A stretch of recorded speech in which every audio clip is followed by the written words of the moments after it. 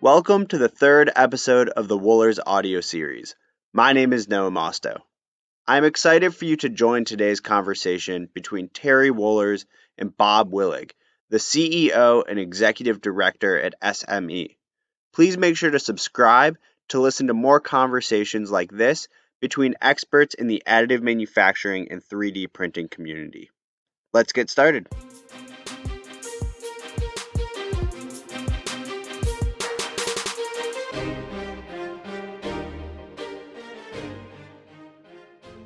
I am excited to have Robert Willig today. Bob is a passionate and inspirational driver of next generation talent and a skilled workforce to support the manufacturing industry. Bob has extensive global experience. He served as a director on boards in North America, Japan, Korea, and China, and he's led several acquisition teams through diligence, acquisition, and integration. He's a very accomplished executive, has served as a president at, I think I count 5 different organizations, one being GKN Center Metal Americas several years ago. Bob is currently the CEO and executive director at SME, a nonprofit association of professionals, educators, students, and others committed to promoting and supporting the manufacturing industry. So welcome, Bob. It's great to have you. Oh, thank you, Terry. Really pleased to be here today and talk about one of my favorite subjects, that being additive manufacturing. Yeah, likewise, mine too. So I have a long history with SME going back to the early 1980s at Colorado State University. What was your career before SME? Tell me, where you came from, especially in the context of additive manufacturing and 3D printing, terms that are used interchangeably. Sure, yeah, thank you for that. So I began my career, believe it or not, as an intern learning how to design stamping dies and fixture designs while I was going to night school for mechanical engineering. And so that summer internship turned into a full-time job when I graduated with the Gates Rubber Company in Denver, Colorado, later changed to the Gates Corporation.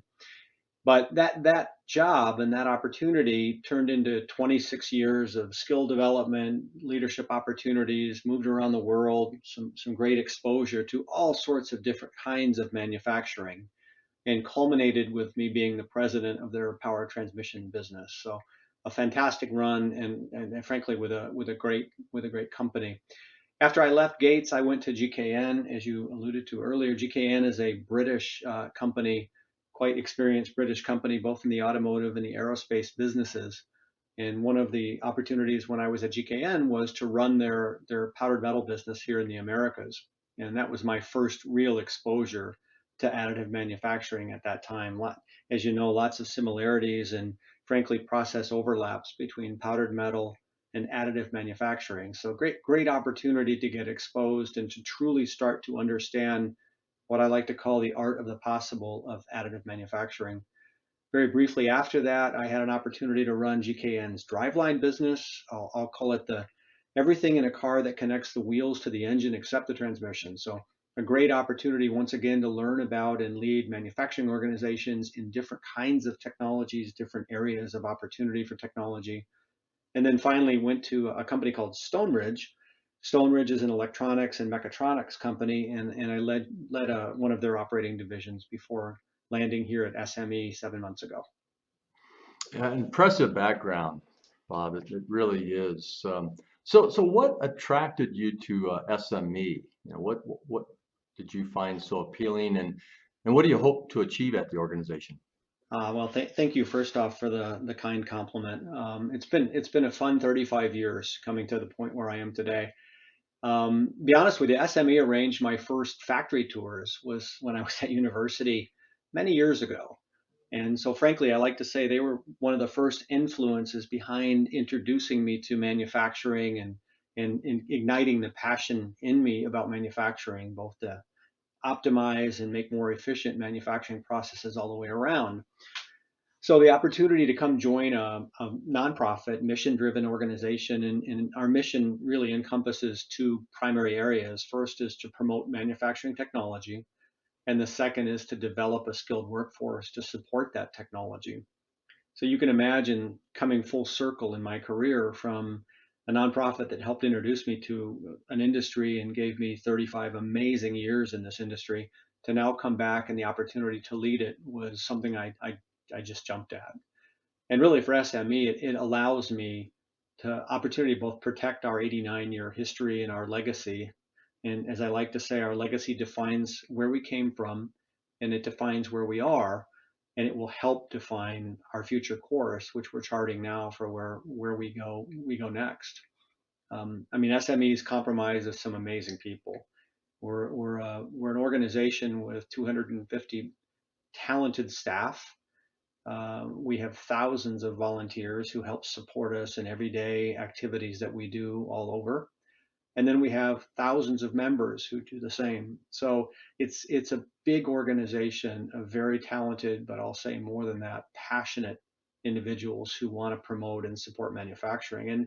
And to be honest, Terry, I was humbled when I was asked to lead SME, and really thrilled at the opportunity to come on board and do so. Yeah, one thing that I discovered about SME a long time ago is it's one of its core skills as an organization is to be able to bring people together, but especially tap into talent and have these volunteers work for the the greater good of manufacturing, and that's not easy to put talent to work on a volunteer basis because you can't hold their paycheck. You And so, ignite their passion, Terry, and right. then it becomes easier. Yeah, and that's what SME is so good at doing. Thank you. So let's shift to additive manufacturing and the broader design and product development area. If you could tell me, what is the most promising application or applications of additive manufacturing? It's a great question, and almost hard to answer. I'll try and bridle my passion a little bit in this area and say my first opportunities around additive and 10 years ago, and Terry, I think we've shared this comment, we looked at how can we find efficient opportunities to apply this technology, but do it in upfront ways. So it's not just a substitutive approach to existing designs, more of a complementary approach to those designs. So we can look for areas that can benefit from higher flexibility designs or processing for those designs, lower weight opportunities. I think those are obvious targets. And so I see growing opportunities in aerospace, in medical, in automotive applications, anything that really can benefit from that upfront intuitive development of both process and product together at the same time. And I believe there's a sweet spot from a design standpoint where we can balance weight, flexibility, cost, and even volumes. I'll say more series production volume opportunities as we move forward with more promising application opportunities for additive manufacturing. Would you include improving product performance as one of the reasons why someone might want to look at AM? Absolutely.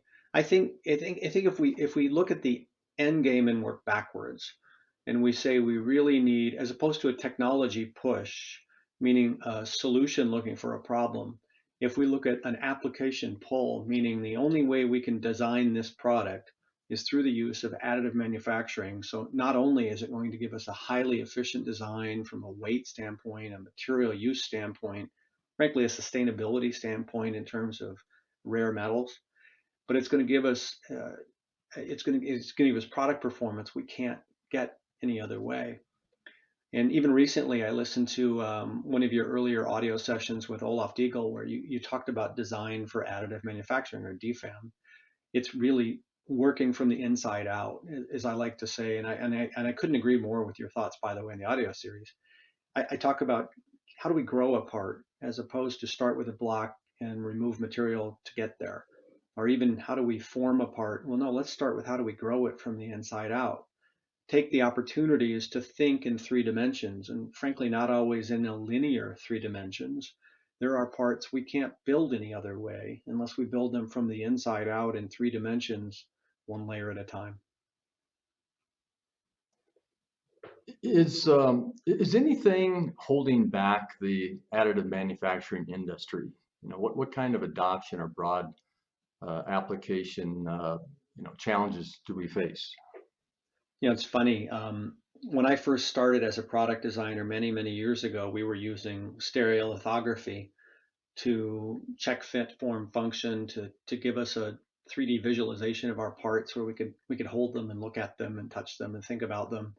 And then in the early 3D printing days, we were printing parts off even, gosh, rudimentary style printers, but giving us the opportunity to hold a part in our hand fast, right? Thus the rapid prototyping concept.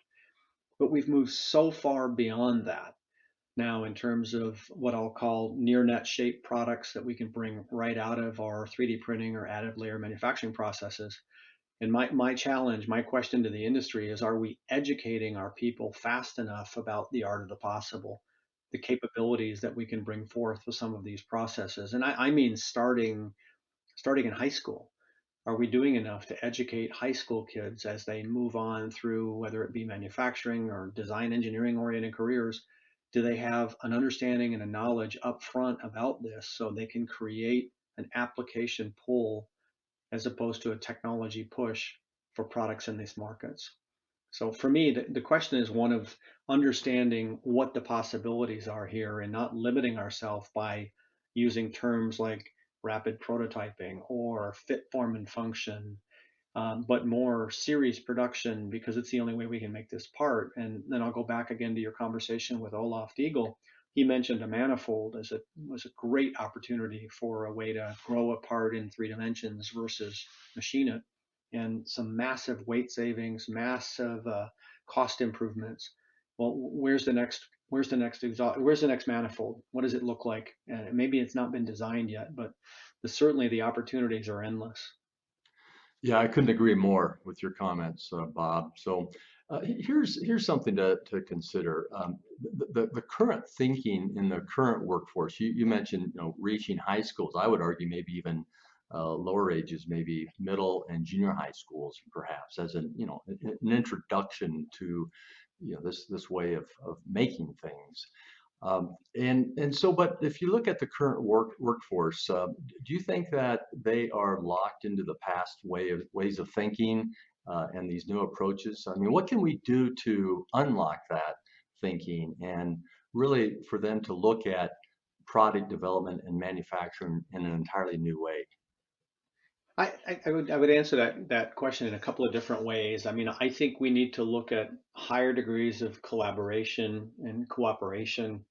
And I think part of that just comes from convening like-minded individuals together, whether that's physically or virtually, to talk about success opportunities, working together more heavily. But and I think your question was partially around workforce development. So let's talk about that for a minute. When we move, I'll call it move up front. And even if we look at a high school level, how do we expose more kids at an earlier age to what the art of the possible is for what we can make? 3D printers, even at a rudimentary level, are relatively inexpensive now and give that upfront opportunity to look at something in 3D and literally print it minutes later. And the opportunity to say, well, how can I optimize this? How can I do more in this area?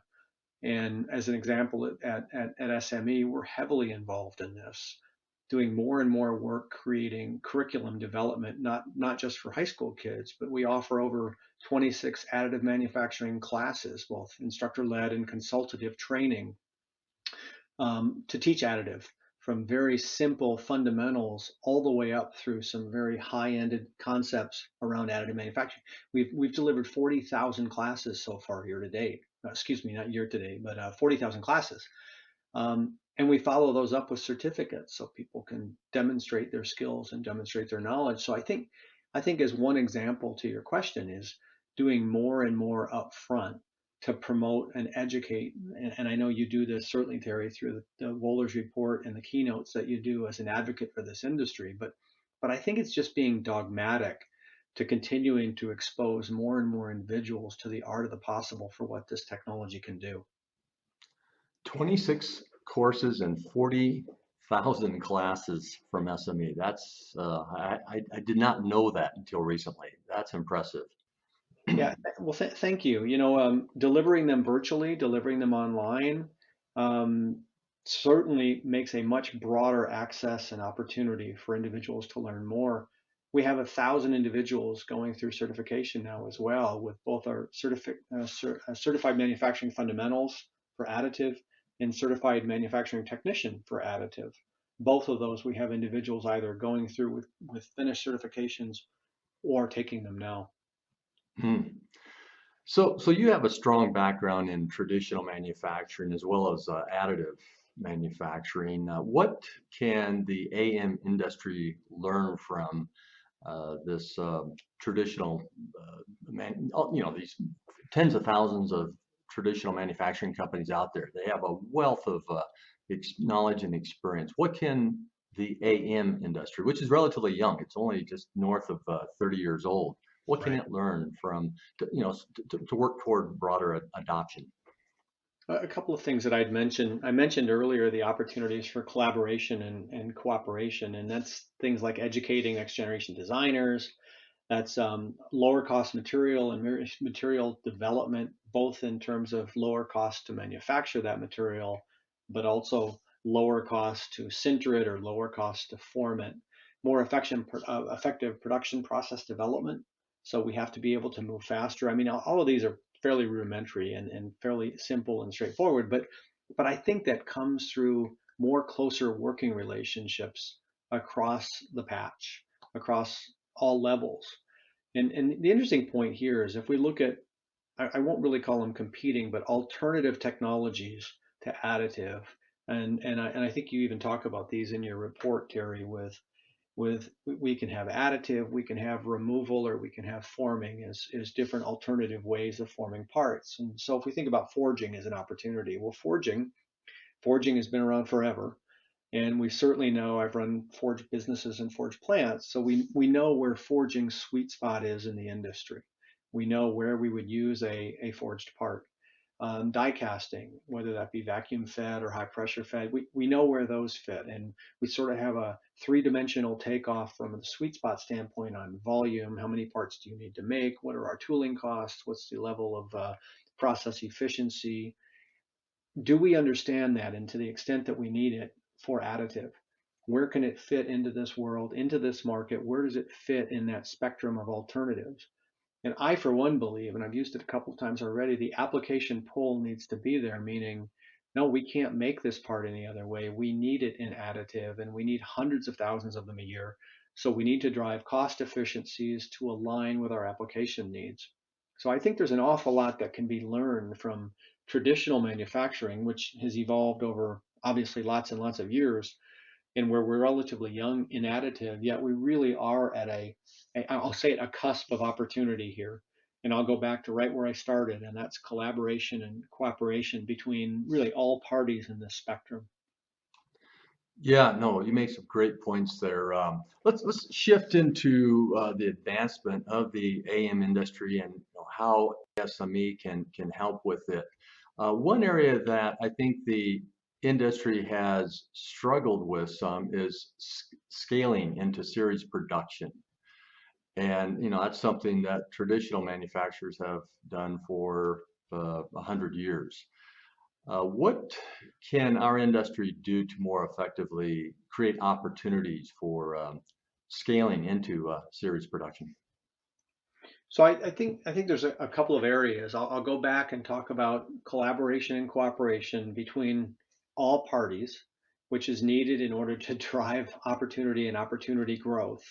But I think it's an opportunity for us to continue to demonstrate, whether that be through our shows. Certainly, you're familiar with RAPID plus TCT. We'll talk about that more in a minute. But as an opportunity to convene thousands of people together where we can spread the message, we can bring hundreds of industry experts together to compare best practices. So when we talk about scaling, and I mentioned across material, process, tooling, machines, application, well, all of those folks come together in these type opportunities, and they're in one place sharing great experience and great opportunity.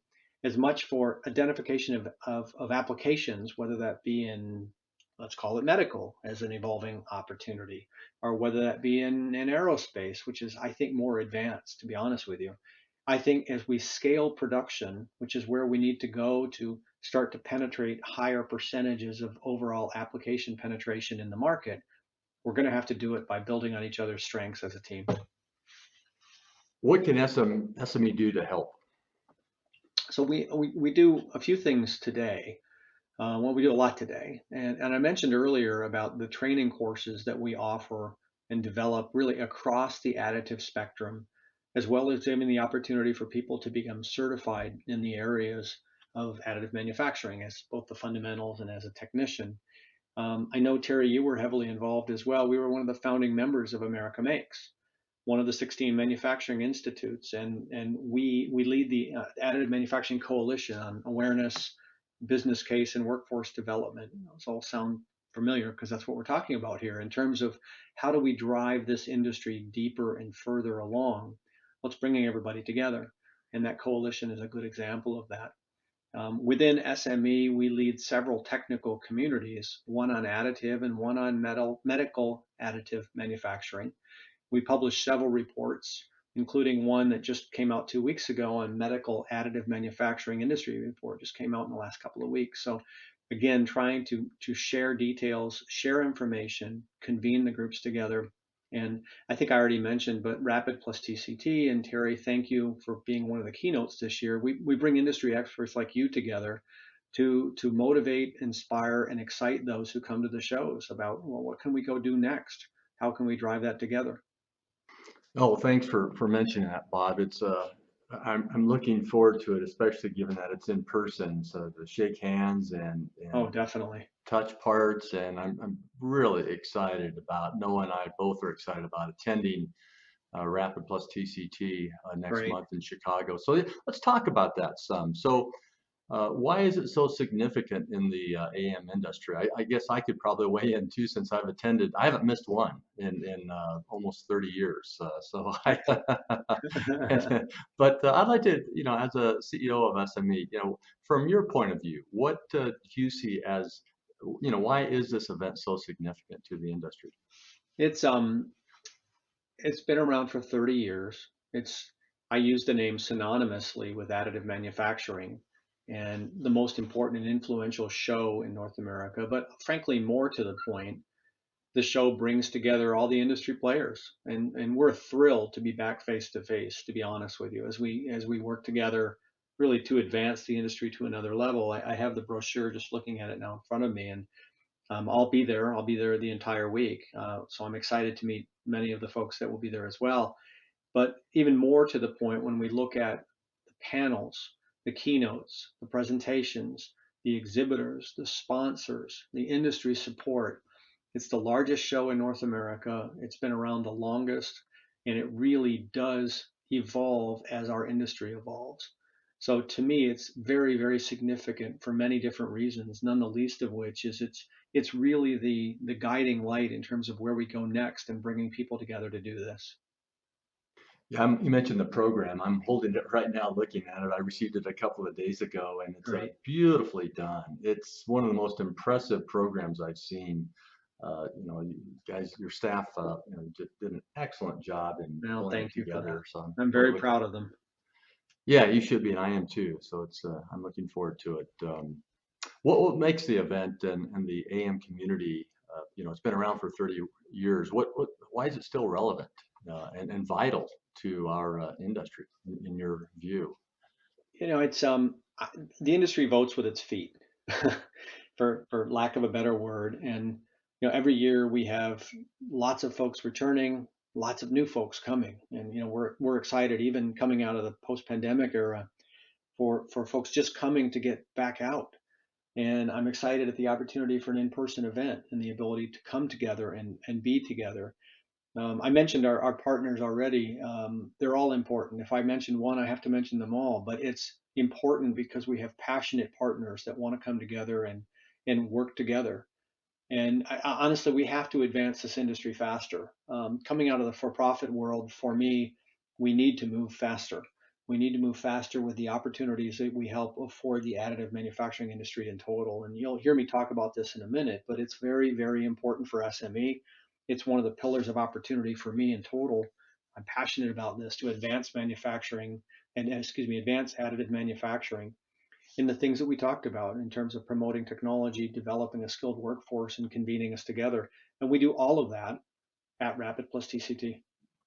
Yeah, I think those partnerships and collaborations are so vital. And you mentioned America Makes before, and how SME was a part of the founding of America Makes, and Wohlers Associates was too. In fact, we were part of the proposal when Ralph Resnick and others put it together and submitted it to the U.S. government, and was fortunately awarded the agreement to be the home of the the National Additive Manufacturing Innovation Institute. That's the formal, longer name, and of course, Yeah. now known as America Makes. Yeah. And hadn't even thought about that term in a while. It's been more or less has been retired, but it's still the official name of the organization. So I'm sure it will be active at RAPID plus TCT as well. Indeed.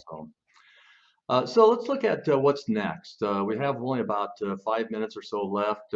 What's the most important thing people in the AM space can do after attending this important show next month to build on the momentum it generates? Because it always does. Every year when I attend, it's like people walk away rejuvenated, excited. Like, so how can we tap into that enthusiasm?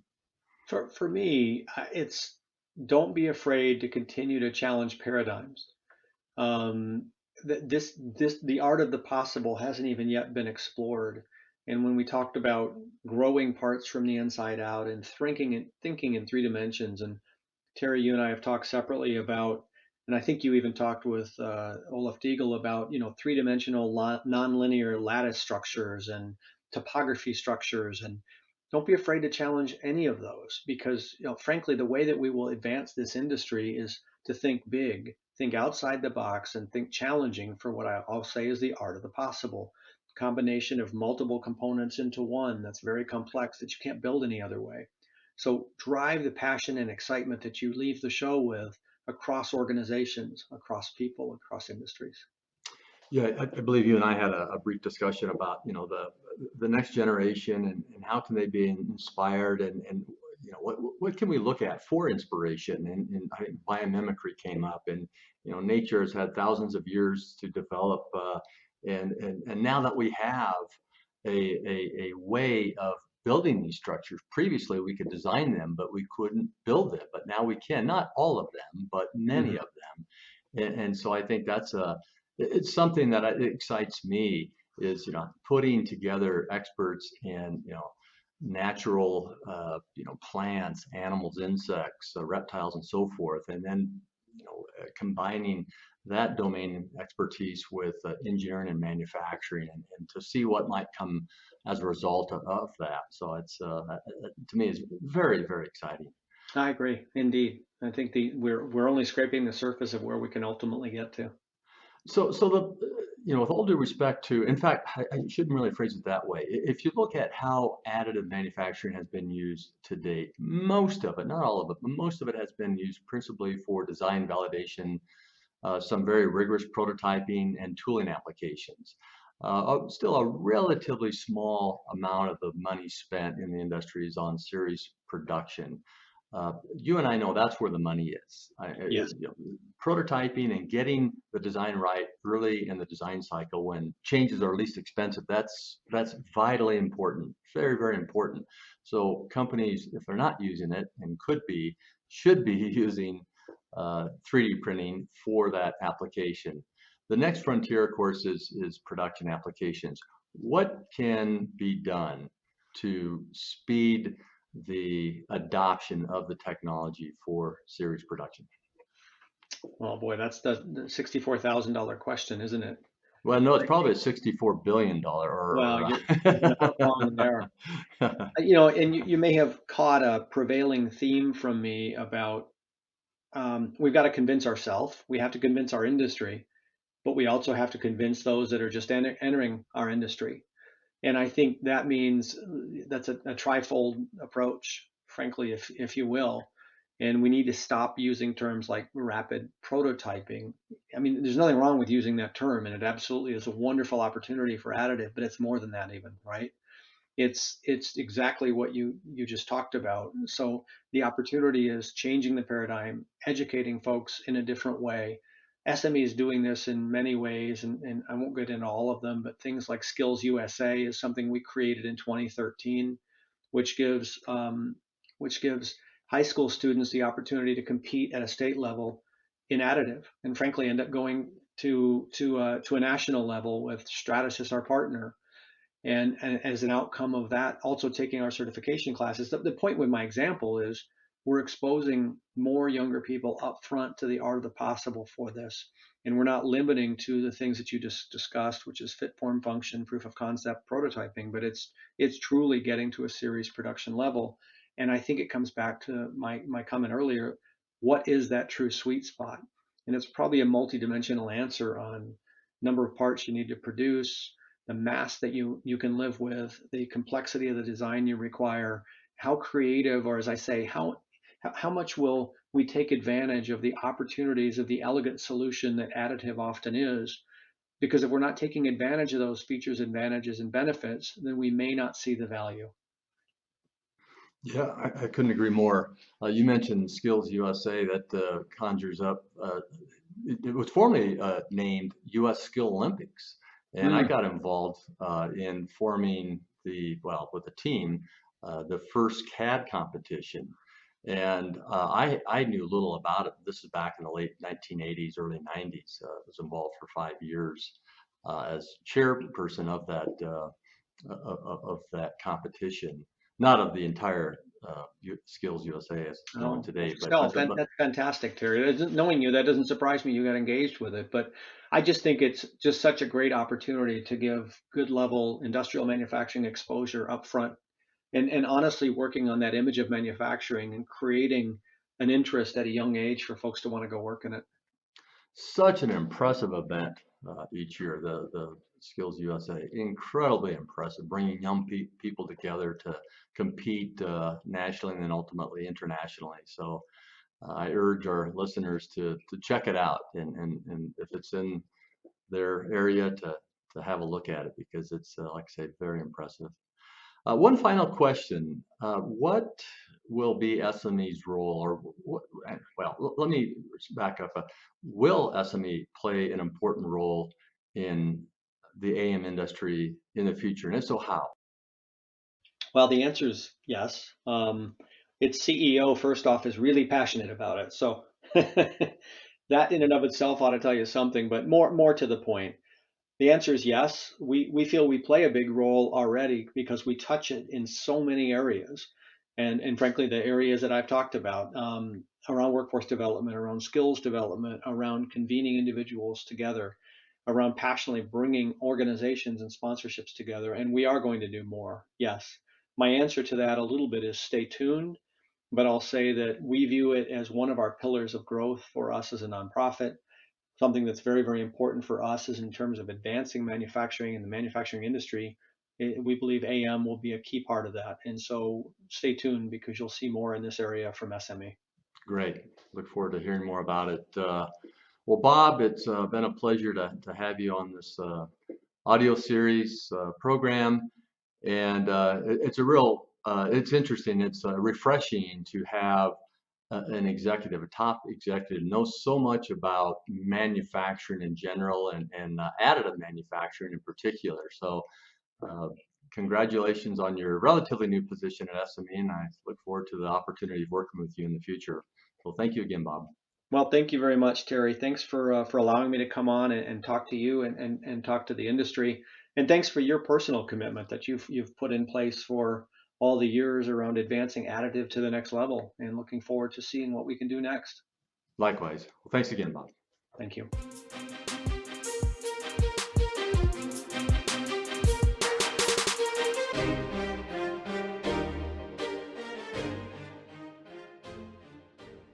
Thank you again for listening to our episode today. We really hope you enjoyed it. You can find more episodes like this at Apple Podcasts, Spotify, YouTube, as well as our website. And please make sure to subscribe. Thank you again to Terry and Bob for this great conversation and everyone at the SME team for helping us put this together. We look forward to creating more conversations like this and sharing them with you all.